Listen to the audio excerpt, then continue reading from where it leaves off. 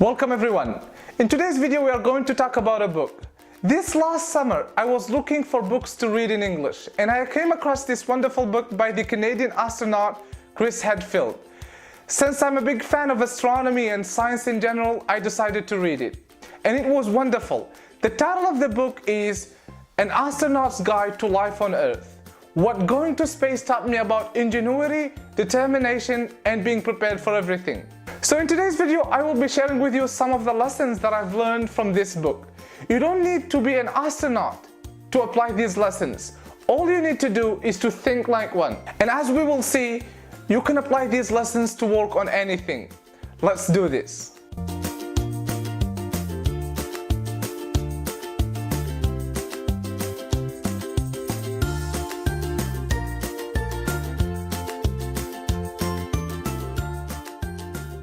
Lesson number 1 is about determination. After reading this book, I realized that giving up on a project that you're working on should never be an option.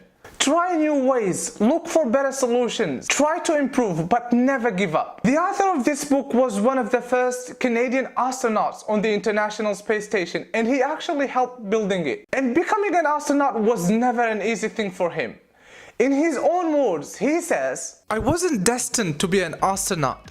I had to turn myself into one. Since the odds of becoming an astronaut were non-existent, I knew it would be pretty silly to hang my sense of self-worth on it.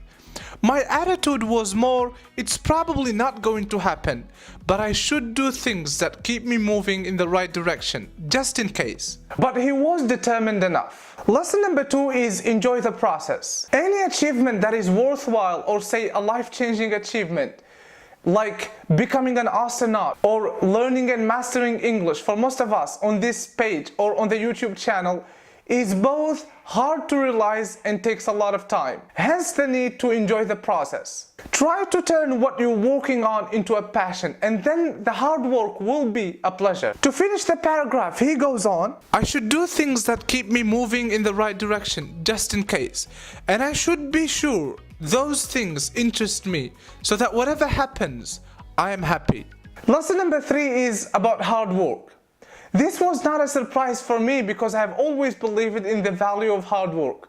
But after reading this book, I learned that astronauts, just like engineers, are machines. They are hard-working monsters, with all due respect to my engineer friends out there. In his book, Hadfield writes, "My kids used to make fun of me for having more homework than they did, and for taking it a lot more seriously too." Moving on to lesson number 4, which is facing your fears. This book teaches us to get out of our comfort zone, try new things, make new mistakes and learn from them. In other words, embrace failure. Consider your failures as learning opportunities. I mean, can you imagine an astronaut who's afraid of heights? What? Is that a joke? No, it's not. Hadfield is afraid of heights.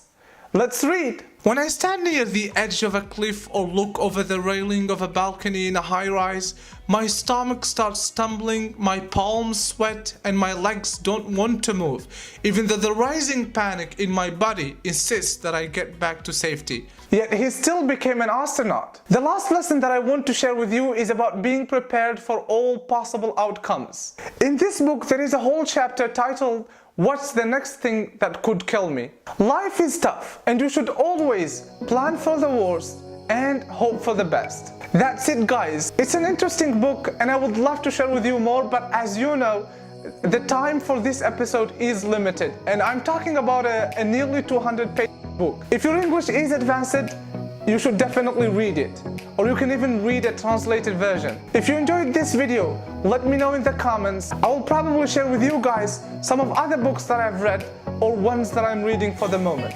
Subscribe to my YouTube channel for more videos and join us on Facebook. And of course, if you haven't done it yet, make sure you get your copy of my book, English On. Thanks a lot for watching, and I will see you next week.